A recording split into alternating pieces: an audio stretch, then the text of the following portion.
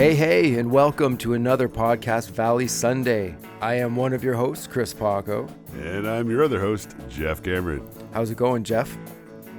Pretty darn swell. How about you? Pretty good. I'm looking forward to hitting the high seas, which is a great segue into our episode, Monkees number 44, Hitting the High Seas. Amazing. Oh, yeah. Directed by our main man, James Frawley. He's definitely with the show much longer than I thought he was. I don't know. He's in there pretty much to the end, I think. Yeah, I didn't realize that. I thought he was more of a first season kind of director. A little more patient than like Kirshner and some of the other people the Monkees worked with, I think. Yeah, he'd have to be. Written by Jack Winter and originally aired on November 27th, 1967. This is probably just after Thanksgiving, I guess, in America, for whenever it is. I don't know. So getting right to it, we got Mickey, Peter, and Davey. They're commiserating in a bar, and Peter's saying they shouldn't have gotten fired because only one person left before they were done playing, and Mickey says that was half the audience.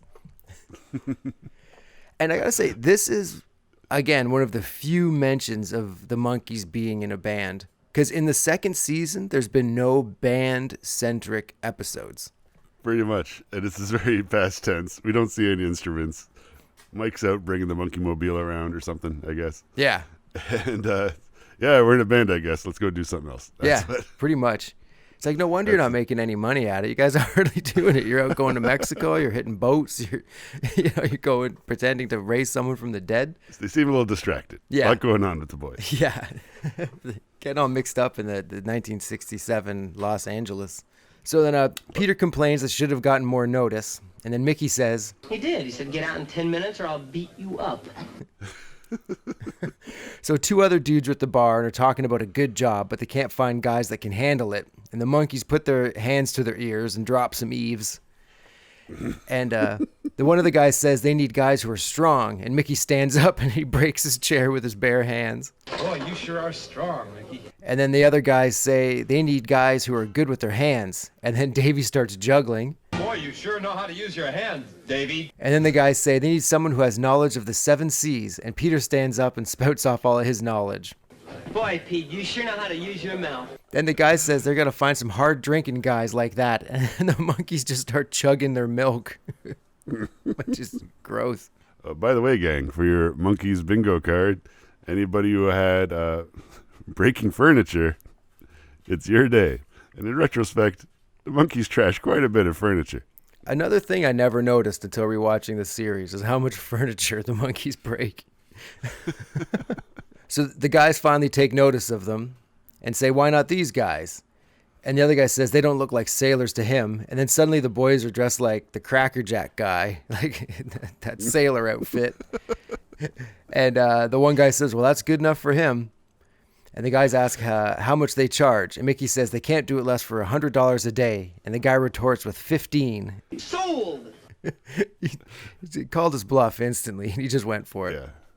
And that's right, folks. The sailors' outfits were inspired by the Cracker Jack guy, not the other way around. That's something else we learned in our research. Yes. Sailors were originally called Cracker Jack guys. And then everyone was always disappointed when they didn't show up with, like, flavored popcorn. So we better... And when they found something at sea, they would hide it in the bottom of their food. Exactly. And like treasure. That's where all that comes from. And then they started to sell those things. And so they started to be called sailors, because they were. Wow, dude. That's canon in real life canon. Cracker Jack lore. So the guy tells them to be at 6 a.m. at Pier 3, and Davey says it back as 3 a.m. Pier 6, which I thought was going to lead to a confusion thing, but it never comes up again. Nah, they edited that out. Yeah, it got too long. It's in the director's cut. In the James Frawley box set, you can find all the deleted Monkees scenes. There's a 4-hour version of Hitting the High Seas. Yeah. So one of the guys, whose name is Frank, he's played by Ted DeCorsia. And the other guy is Harry. He's played by Norm Pitlick. Unfortunate last name. That is rough. And so they're on the phone telling the captain that they got the dumbest suckers in the world. And then Frank and Harry start laughing. And so that's the end of the intro there. Minute 50 till we hit the drum. Yeah, so it's a pretty quick one. They got right in, right out. That's Jim Frawley cracking the whip. Yeah, exactly. Yeah. We go to the intro. And when we come out of it, it comes back to like a swashbuckling version of the theme. And then we see like a big pirate ship. And the boys, now with Mike is there with them, they're all ready to go. And Mickey asks if they can come aboard. And Frank tells them they're already aboard. And Mickey has permission to stay aboard. And then Frank asks if they're really in the Navy. And Mike tells him that Peter sank 7 Japanese ships in 1 year. And Frank asks what year, and Peter says, last year. Yikes. And so Frank tells them to go to certain places on the boat and do certain things, but he's using boat lingo, and the boys have to look up what he's talking about in this huge book. And Harry yells at them for loafing on the job and tells them to hoist the mainsail. But see, they just got told by Frank to do all these other jobs. Then Harry usurps everything and tells them to do this one job. So, like, who are they supposed to listen to here? Great question, Paco. Great question. So then they all go off, and then Mike wonders which one is the mainsail, and Peter points to a sign that says mainsail. Then Mike wonders what rope he should pull for the mainsail, and Mickey points to a sign that says pull this rope to raise the mainsail. And Mike reads the instructions out on how to hoist the mainsail, and then Harry yells at them again. And then we just cut to like stock footage of a pirate ship with the sail falling down. And so I guess they de-hoisted the sail or something like that. Dope. Give the old unhoist. De-hoist. And so then Davey, Peter, and Mickey, they're all flopping all over the place. And they're getting seasick. So they take seasick pills and it seems to work. But Mike, who wasn't seasick, he also takes the seasick pills and they make him seasick. And so they go tell him to lay down. And so, bye, Mike. Man, these seasick pills, they made me kind of seasick. I don't know, boys. I think I should maybe lay down for the next rest of the show. That's an episode wrap on old Nesmith. Yeah. So the remaining monkeys are pulling on a rope, and Frank yells for everyone to get in formation. So Davey and Mickey let go of the rope, and Peter gets pulled up into the air. And the boys line up for roll call, and when they get to Peter, the guy says torque, but he says it with an accent, so it sounds like talk. So Mickey and Davey start talking with each other, and they get yelled at. And Peter finally speaks up, and the captain, who's played by Chips Rafferty, great name, he tells him to get down, and that's an order. So Peter lets go of the mainsail and falls like oddly into this barrel, which looked painful. And so Mickey and Davey pull him out and ask if he's okay. Yeah, same as ever. Oh, it's too bad. I don't know why I thought that was a really funny line. It's all delivery. So the captain asks who these fools are, and they tell them that they're the new shipmates. And the captain asks them where they got that long hair. And they say, well, a place on Sunset. And then he tells them they have to cut it off. And they protest and say that if they cut it off, they'll lose their powers. And the captain then orders them to get 10 lashes for insubordination and 10 more if they laugh. But, like, who would laugh about that? I'm assuming no one gets 20 lashes. Because I feel that after that first lash, I don't think you're giggling anymore. Probably not. So Harry grabs Davy and tells him he's going to be killed or beaten to an inch of his life. And Davy says that he can't do that. It's against maritime law. And the captain asks who he thinks he is. Harry tells him his name is Jones, Davy Jones. The captain asks if he means Davy Jones' locker Davy Jones. And Mickey says, yeah, he's his great-great-grandfather. And when Davy is 25, he gets the locker. They made this episode to make that joke. I think so, too. I think it's the only time Davy Jones being Davy Jones comes up ever. So I think Jack Winter was like, I'm sitting on a gem. For real. So Captain Chips, he's starstruck, and he's stoked to have a Davy Jones on his ship and feels so lucky. And Davy says, yeah, it is lucky. And Mickey says, I don't feel so lucky. because they're about to get lashed. So Captain Chips tells him to swab the deck, and Harry asks even Davy Jones. And Captain says, no, he's going to be his cabin boy. And tells yeah, that was weird. And then he says to Davy, sends Davy to take the galley, and he freaks out and thinks he's going to be hanged. And Mickey says it's the galley, not the gallows. Oh, you had me worried for a minute there. He has there's a funny little sound. And at the time I was like, oh, I guess he dropped his kind of thing. Because we hadn't heard it in a while. It's been a minute. So then we cut to Davy has a tray with food and tea on it, and he knocks on the captain's door, and Mickey answers it dressed as Ahab. And he asks Davy if he's seen Moby Dick, and Davy says no. And Mickey says, well, if he does, tell him that he's in his cabin. So Davy knocks on another door that says Captain, and Mickey answers it again, and then just slams it in Davy's face. Then Davy knocks again and opens it up, and it's Peter and a woman, and he's kissing her, and he says he likes a woman with spirit, and then she smacks him in the face. And then Davy goes... There it So is. right when you think it's gone, it pops back up. So that's good. Peter says that there's reasonable limits to everything.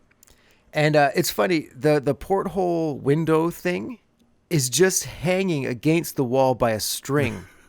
It's not even a real window. It's just hanging by I a did string. not catch that. That is hilarious.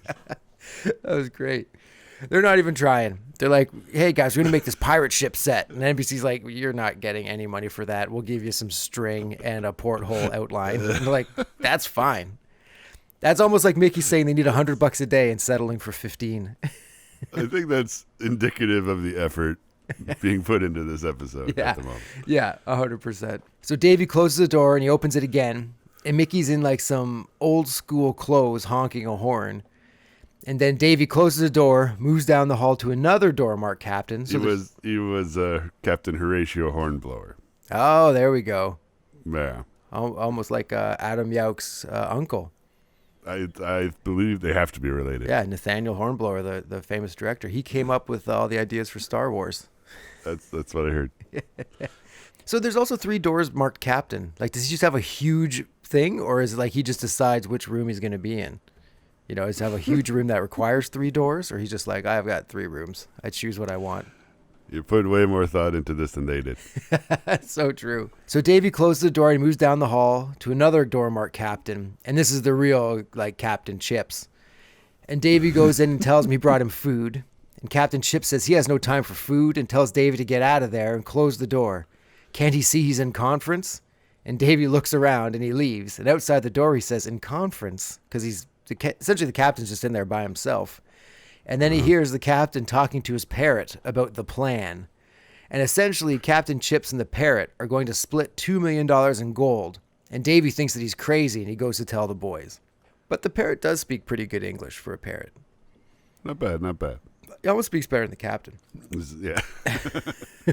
So Mickey and Peter are on bunk beds, and Peter's playing guitar, and they're both singing. And the song they're singing is Tear the Top Right Off My Head, which is a really cool... That's what I'm talking about. Yeah, a really cool little thing. Like, at the time, you wouldn't know anything about it because it's not a released tune yet. But For real.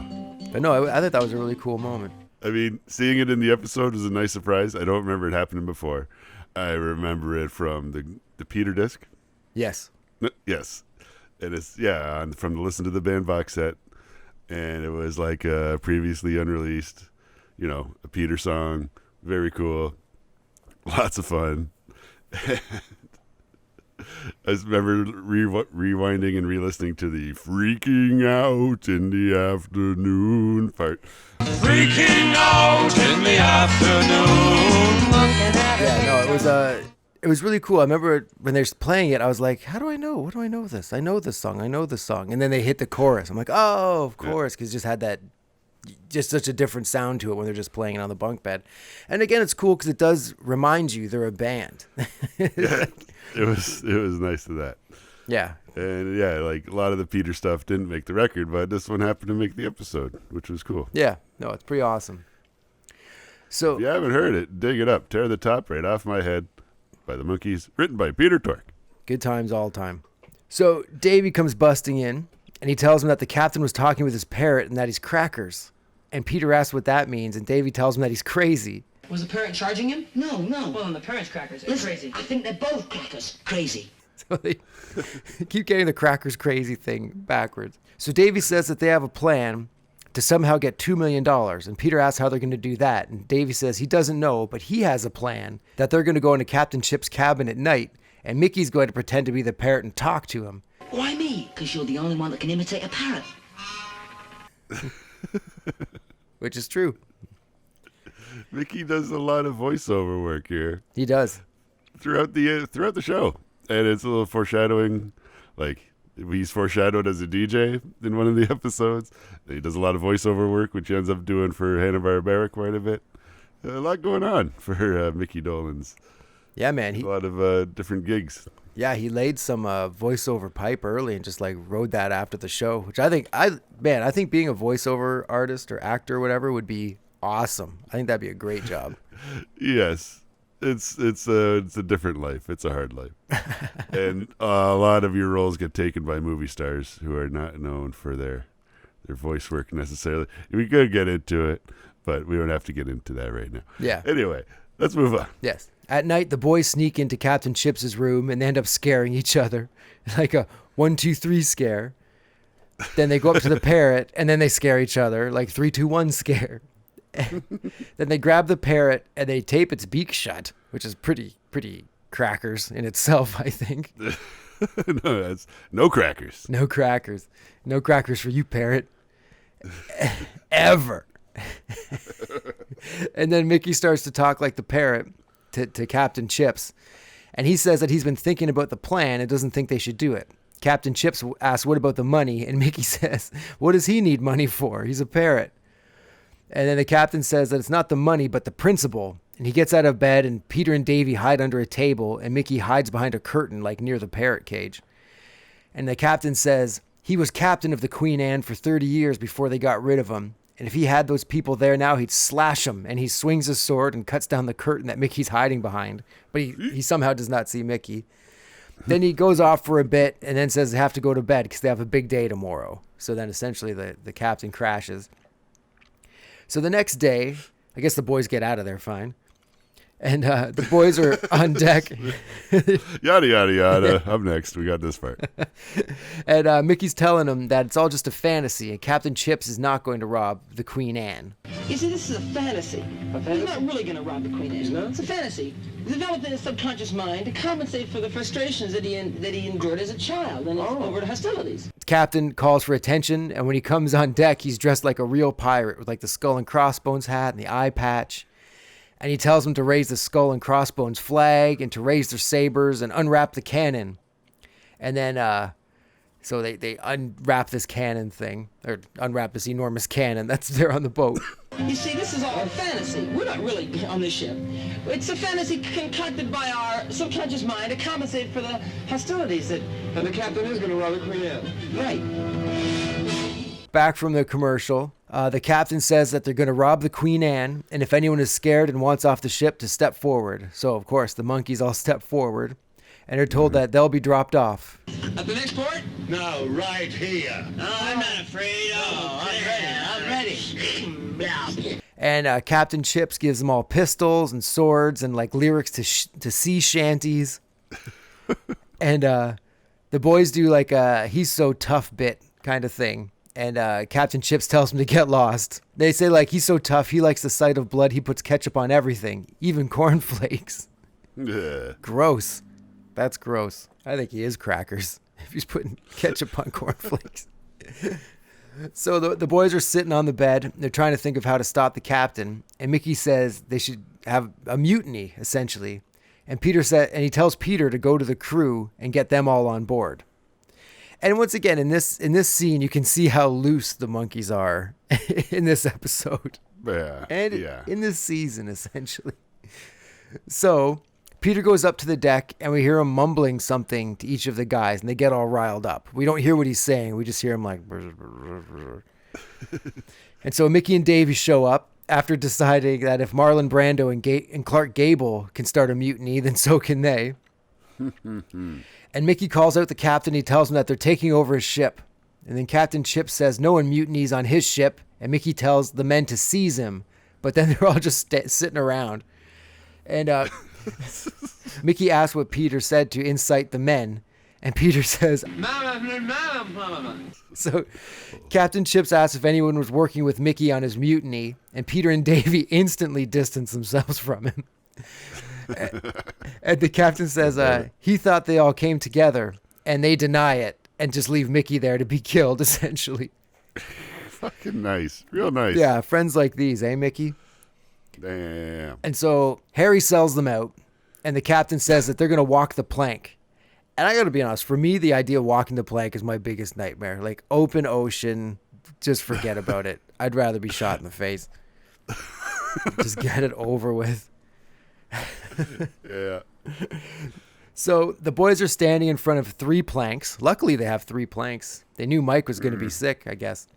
Oh, they've probably got a big stack of planks. Yeah, for they just nail them such an down. Just occasion. people walk out on them, take them back up, Yeah. put them in storage. So the captain says they're guilty of trying a mutiny, insubordination, and worst of all, impersonating a parrot. And Peter says that he's innocent. He's never impersonated a parrot in his life. I'm innocent. I never impersonated a parrot in my life. I can't even do a good cow. Moo. Just to show how bad his animal impressions are. And now, wait a second. Like, Captain Chips himself is, like, doing a mutiny on, like, himself or the Queen Anne or whatever, going full pirate, ripping off, I guess, whoever they're working for. And so it's, like, a double, you know those mutinies that are, like, double mutinies, you know? Yeah, inceptionies. Yeah, it's almost like the captain can dish it out but can't take it. He can throw mutinies around, but he doesn't want any on his ship. How does that medicine taste? Your own flavored? So after Peter does his bad cow impression, the boys all start making animal noises. And so Captain Chip says, well, it's enough of this shit. And he starts to count down. And Mickey says that they'll go to their watery graves, but he'll never know the secret. And now suddenly Captain Chips really wants to know the secret. And they got him kind of on the ropes there. And then Peter asks the guys, what is the secret? And Captain Chips said, A clever ruse. But I got a cleverer ruser.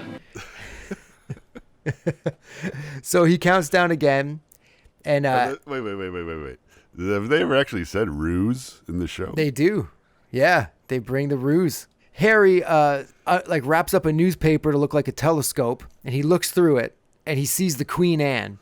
And then everybody springs into action, and Harry counts down how close they are, like how close they are to the Queen Anne. And the Captain Chips gets the cannon ready, and he and Harry get into a fight about who should say fire.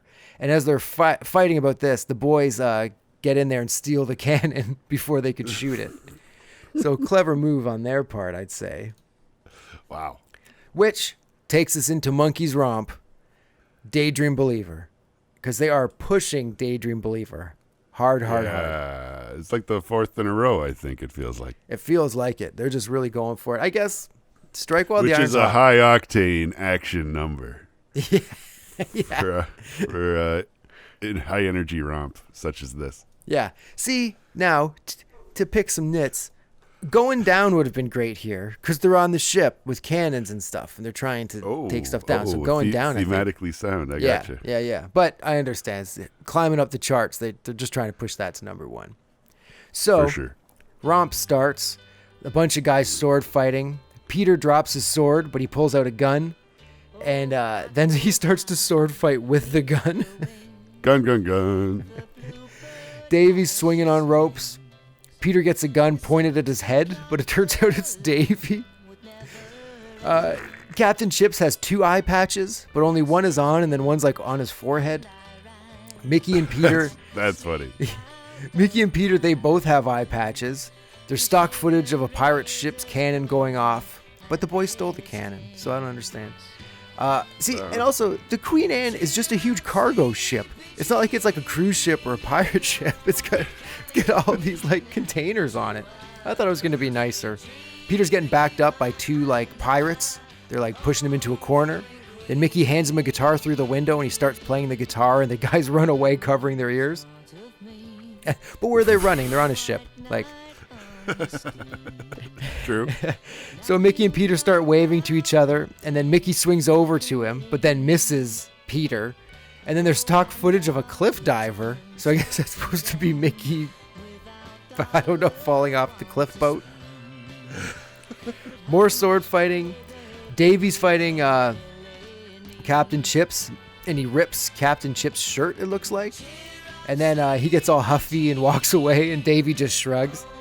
Peter's fighting, but asks the guy, I think it's Harry, like to wait a second. And he goes through a door and pops out the window, essentially stabbing Harry through the heart and killing him. Like, the sword goes right through him. If you had straight up murder on your Monkees bingo card this week, again, you're in luck. And there's a cool shot of the three of them on one end of the mast, and the camera pans to the other end, and they're on that end too. They do it with like a cool jump cut in between, so it looks like there's two sets of the three of them. Oh, yeah, that's cool. I guess there can't be two sets if there's three of them, but you know what I mean. Fair enough. The boys are dancing above Frank and Harry, who's not dead, so... Oh, thank God. Maybe he's one of the pirates from the first Pirates of the Caribbean movie, and they can't be killed. Listen, we have to watch the 4-hour version of this episode to get the whole lore. Yeah, there's also hints of Fast and the Furious, people dying, coming back instantly. It's just a nightmare. So the boys throw a net over Frank and Harry, and they take down the pirate flag. And it ends with a great shot of Davy on the edge of the boat at sunset. Like him just like standing on the edge of the boat. It's like an amazing shot. It looks great. Wow. But so then that's the end of the romp. So the boys are talking to like Prince Charles or somebody, some English chap, and he's congratulating them for thwarting the pirates. And there's like this obnoxious bell ringing throughout the scene. You saved my ship, its gold, and all the passengers aboard it. Mickey tells him that it was a monkey treat, and then Davy makes reference to this bell going off, and I think it's like Davy for real, because he's like laughing, like, what's with this bell? Like not stopping here. There's that bell again. Prince Charles says that he's making them first mates of the ship, and Davy asks if they're the first mates, then who's the captain? And Prince Charles says, Your captain will be the most able seaman it was ever my pleasure to sail with. and he holds up Horace the parrot, who tells the boys to get to work. And Mickey wants to punch the parrot in the face, but they take off. And I'm not sure if they're taking off to go to work or if they're just taking off to leave. But I guess we'll never know. we'll never know. And essentially, Nesmith just slept through all of this swashbuckling fun down in the poop deck or wherever he was. And and that's the end of the episode, essentially, like the story part of the episode. Yep. But then we blast into like a live, quote unquote, live performance of Star Collector. And it's awesome. Yeah. It starts on the peace sign on that piece of like cloudy glass with the lights behind it kind of thing. And then it pans up to the four of them in like this huddle together. And it's so cool. It's so wicked. I don't know why, but the four of them in that huddle, it just looks like a real band against the world at that moment. Like That's true. Like they're together in this moment, and it's fantastic. So then Davey turns out of the group, and he's got the tambourine. He starts singing. Then Peter spins out, and he's playing air bass. Mike gets out, and he's playing like a huge drumstick, like playing guitar, but on a huge drumstick. And then Mickey's in the back, kind of like drumming with his other enormous drumstick. And like, this feels like very ahead of its time and very music video-y, like with them. Very Pomo. Yeah, like they don't have instruments and it's all weird coloring. And I have a feeling maybe they tried it with instruments, but it was a little crowded the way the set was set up, so they couldn't do all the turning around and stuff. Yeah, maybe. And, let's just try it without instruments. It's like, oh yeah, it's kind of surreal. Yeah, it's like a cool thing. And it suits the vibe of the tune. And they're all wearing all white. Mm-hmm. And they got that's a rare deal too. Yeah, like they're not in the 8-button shirts, and they're also not in different clothing. Yeah, it's almost like it was like an art directed video. Like we're gonna have this black background with these flashy lights in this box, and you guys are gonna be all in white, not playing instruments but faking it, and it's gonna be fantastic. And there's also like a white wool hat over like a microphone or something in front of them, which is like an interesting little callback thing. Yeah, what's that just chilling there? I don't know. And there's a part in the second verse when it looks like the cameraman's like readjusting the camera on his shoulder or something like that. Like it just kind of goes all over the place, and it's kind of down for a bit and this and that. And then they keep it in again, going with this crazy like avant-garde, ahead of its time shenanigandery. Shenanigandery is what they called it. 100%. And there's fantastic bass line. It's crazy, like synthesizer in there, whatever it is. And the song is so good. Like if pretty sure it's a Fast Eddie Ho on the kit, perhaps. Yeah, it might be, man. It's fantastic. If for any listeners now, if you haven't listened to Star Collector in a while, I do suggest going back to it because it has some hidden gems you might not recall that are just fantastic. And this could be the most 60s the Monkees get in the TV series, like only eclipsed by, I feel, the long title sequence in Head, where that's very 60s-esque, as they say. So then the stage gets all smoky and the boys start coughing. The lights are going crazy. The colors are flashing. And then the boys like slowly sink behind like the colorful block thing. And it's got that like, bye, bye, bye, bye, bye, bye. Mm-hmm. Mm. It's awesome. It's fantastic.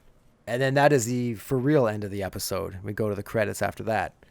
So this episode here, overall thoughts, again, a very weird, disconnected episode that has nothing to do with being in a band. So much so that Mike is just like, I'm not doing this. It seems a lot of it is just for real, made up on the spot kind of thing. Yeah. Like anytime they're on their top side on the ship, they just know that, okay, eventually we're going to have to get to a plank walking thing. Just get us there. Yeah. In 3, 2. Yeah, exactly. It's funny. It's definitely got its funny moments too, but it's like you really feel the difference between the first and second seasons, I find now that we're kind of getting to the meat and potatoes of the second season. Like nothing has to do with the band. Yeah. It's not definitely not as structured. There's not as much set up punchline to the jokes. Yeah. It's just kind of riffing about. Yeah, exactly. But it's still fun and awesome. So, hey. Yeah. All right. Was there guns? Yepers. There sure was. The captain hands a bunch out, and then Peter has his that he sword fights with, and Davey has the one that he points at Peter's head. Highlight of the show.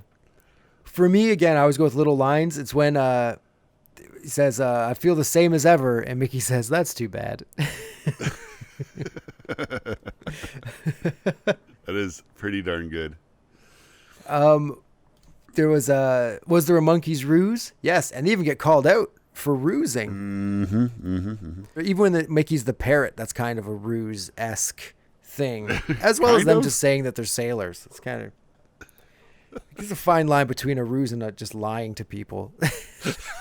So that's a deep observation, Paco. Fourth wall break, yes. Davey at the door when he does, oh.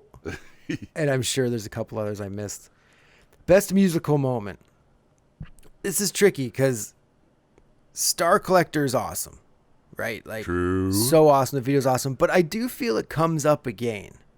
Yeah, same here. That was about to be my justification for saying that the hyper rare tear the top right off of my head is like, for us deep cut monkey types, that's the one, man. Exactly. I agree. That's what I had as well.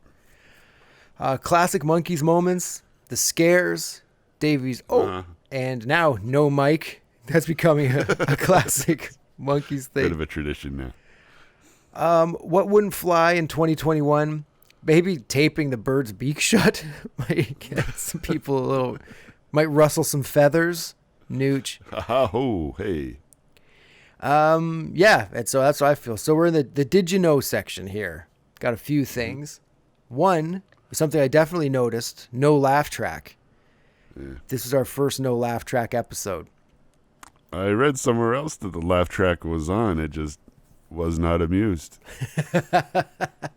Once Mike left, the laugh track, like, fuck, phoning in again? Forget it. It became more of a murmur track as they talked amongst themselves. Oh, man. Mickey's voice is the parrot. Like, even when he's not pretending to be the parrot, he does the actual parrot voice as well, which is why his voice sounds so much like the parrot. Wow. Whose name is Horace. Incredible. Yeah. Mike claimed that after shooting the first scene, he was seasick, and he just passed on the rest of the episode. Do you think any of the other three guys could just do that? Just be like, I don't feel it. I'm not being in this episode. Like if Davey was like, nope, I don't feel it. they probably feel like most of their audience wouldn't watch the show if Davey wasn't in it, I think. Yeah, that's what I feel too. And Mickey's antics, they need to be high energy, and Peter's there to be the foil, whereas Mike, when he's like, he wasn't there in the intro part, but when he was there in the second part, it was like, oh, okay, there's Mike. Okay, cool. And then he really was bringing the monkey mobile around. Yeah. Okay. And then he just disappears, and you're like, oh, he's definitely a presence you miss when the three of them can hold their own. I'm not saying that the episode falls flat without him, but they make it happen. But he, which is kind of fucking foreshadowing for their later decades career. Yeah, exactly. Yeah, Mike was always bringing the monkey mobile around. I got one more. Did you know Alan Wolski, the guy who designed the cover for Birds, the Bees, and the Monkees? You know, the tiny pictures of the Monkees are taken from stills from this episode. From this episode, really? Yep. Oh, interesting. That's good to know. So everybody pull out your records and check it out. In case you didn't, now you do. This has been Did You Knows? Podcast Valley Sunday. So breaking through all the guest appearances, Ted DeCorsia, who played Frank, he has 204 credits starting in 1947. And a lot of them are like these kind of shows. Like he was like an NBC player, essentially. Real lunchbox actor guy. Exactly. Noam Pitlick, he has 37 credits, but he has recurring roles on a lot of sitcoms like Barney Miller, Taxi, Mr. Belvedere, Wings. Like through the decades, he was had reoccurring roles. And Chips Rafferty, he has 47 credits, and they start in 1939. So maybe he was a sailor in the Great War, and then he got like typecast after that. That's a pretty good baseball name too. Like Chips Rafferty, starting shortstop for the Toledo Mud Hens. Yeah, that is a great name, Chips Rafferty. I wonder what his real name was. That's like his stage name. It's Bernie Shellman. Like, oh well, no, it's not going to be a good pirate. His real first name was Pretzels, and they're like, nah, man, too German. Yeah, too salty.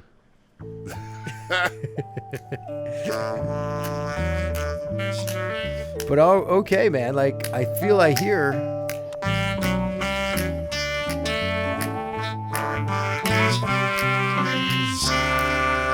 It is everybody's favorite second half of the episode. The Wool Hat of Mystery and the Randomatic Countdown. Last week you called it everybody's second favorite half of the show, which is incredibly amusing. Alrighty, so it's been on a roll lately.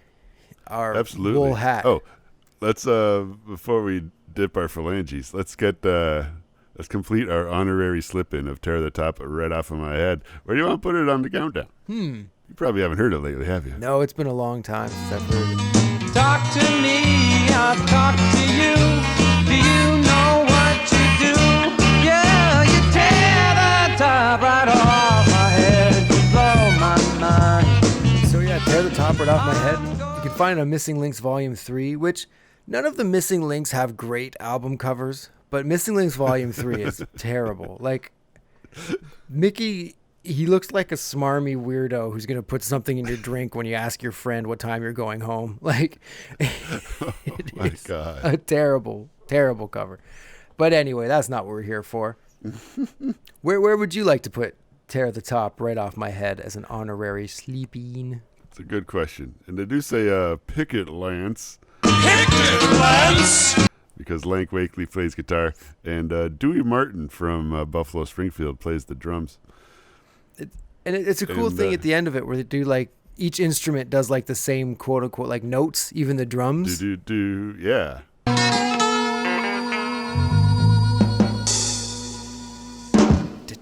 Like, this is a fun tune. Yeah, and it comes in like a brisk 2 minutes. And the way the bass walks around during that guitar solo, man. Yeah, and the guitar solo is really cool too.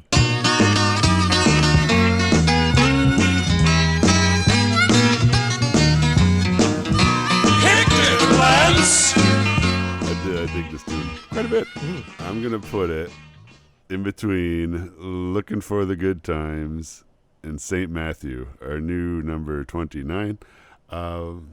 I can't put it ahead of I Don't Think You Know Me. This is why it ends up here.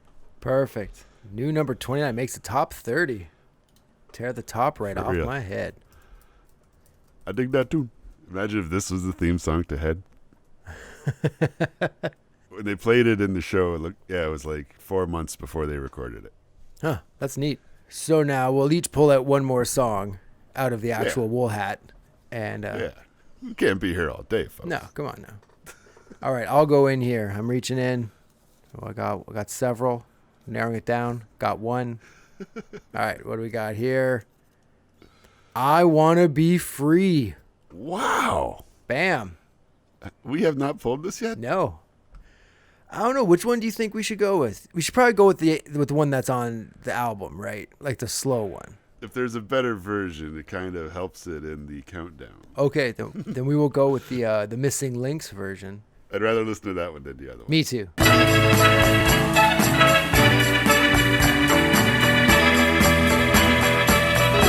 I wanna be free, like the bluebirds flying by me, like the waves out on the blue sea. It has been some time since I've listened to the fast version of the song, because whenever I think of I Want to Be Free, I just think of the slow version. I'm always like, I'm okay, I'll pass on that. But the fast version is so awesome that I had forgotten about. It's pretty incredible. Like, it sounds like the backing musicians are emulating the band backing up Bob Dylan. Yeah. And it's Davey and Mickey singing together, which doesn't happen a ton, but like Mickey gets to sing the bridge. Yeah. And it's so cool. It's just such a fun version of the song. And the version that comes out on, I guess, was it the very first Monkees album? Yeah, I believe. It's there. It does it. The acoustic, just Davey version. It does its job. It serves its purpose. And it's easy to forget there was a world for about a year where this was the signature Davy Jones song. Yeah. Before Daydream Believer happened. That's but crazy. It feels like this one kind of got swept under the rug just a little bit because it's still a good tune, no matter how you slice it. And that's the sign of a good song, is you could make it a few different ways and it still works. We do even need to get into the subject matter. The album version comes off as a sappy love song, but it's like very much a "Don't Tie Me Down, Baby" kind of song. It is. Like it says, I want to be free like a warm September wind. It's like, wow, that is a fantastic description. But yeah, and also for me, it reminds me of the first episode. She's got my jacket. Right, like Royal Flush, when they're singing it, and it's just, and again, because it's the very beginning and the Monkees are all little and they've got those weird uniforms on and stuff, it just conjures up good vibes. And we did not have an audio version of it yet, and we had just gotten around to seeing the pilot on the show on TV, and it's like, oh wow, this is weird. Davey's playing the guitar, and then what is this song they're doing? And it's like, that was wild. Yeah, it's great. That organ in it is fantastic, and so yeah, we're definitely going to be placing in the fast version of I Want to Be Free, not the slow version. So we apologize to the purists out there who say you're supposed to stick with the records, and we get it, but it's also our show, and we like this better, so we want to. Just like any of the other multi-version songs, and there's a bunch with the Monkees. Mm-hmm. You're listening to the bands and your Valeries and what have you. We're not docking it points for either version, that's for sure. No. I don't know, Paco, where do you want to put it? Let's see here. Because in terms of what tunes would I grab just to listen to if I was just putting together a rockin' Monkees playlist or a decent Monkees playlist or trying to say the Monkees are actually cool kind of playlist, this is one of the songs, probably.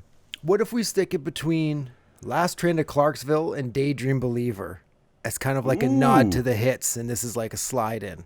That's pretty slick, Paco. All right, so that will be number 45 on the countdown. Top 50's pretty tight, man. It is. This is going to be, when they release these albums of our countdown, it's going to be amazing. Did Boyce and Hart write this song? Yeah, Tommy Boyce and Bobby Hart. Perfect. The B-side was You Just May Be the One. Oh, wow. Reach on in there.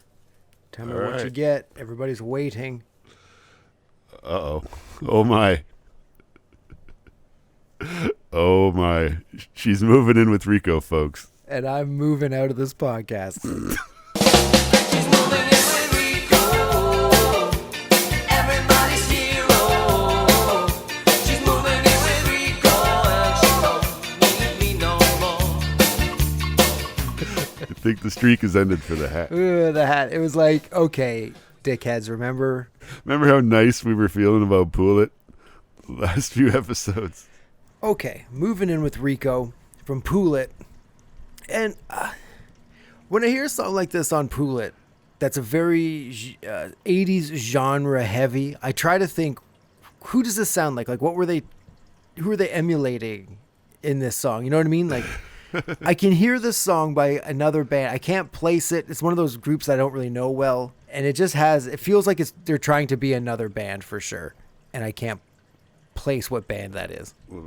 It's got that UB40 white reggae vibe. Yeah. It's like not quite Police. It's not Police. They're not enough. kidding themselves that hard. No. But no, like in context, if you're listening to Pool It and it just comes on, then yeah. But I'm not sure I listen to this song very often at all. Yeah, I will say it's not as. I thought it was just going to be like I'll love you forever kind of horribleness, but happier horribleness. But it wasn't as like it's not super horrible. It just doesn't sound like the Monkees to me at all. Yeah, not really. Well, it definitely sounds like Davey. Oh yeah. So by default, it kind of has to sound like the Monkees. Yeah, that's true. Yeah, no yeah. matter what they're going for. So you got to admire the peculiar ambition of, how about let's try a reggae song, Davy Jones. Yeah, like a mid-'80s Sure. reggae song too. That has just Set the Casio to reggae yeah. and press start. Kind of sound like "Don't Worry, Be Happy," but yes. So where do you feel Oh Lord, this should be placed? it's pretty notoriously not great, but it's a fun moment where you have to decide whether a song is better or worse than "It's Nice to Be With You." It's nice to be with you above She's Moving In With Rico.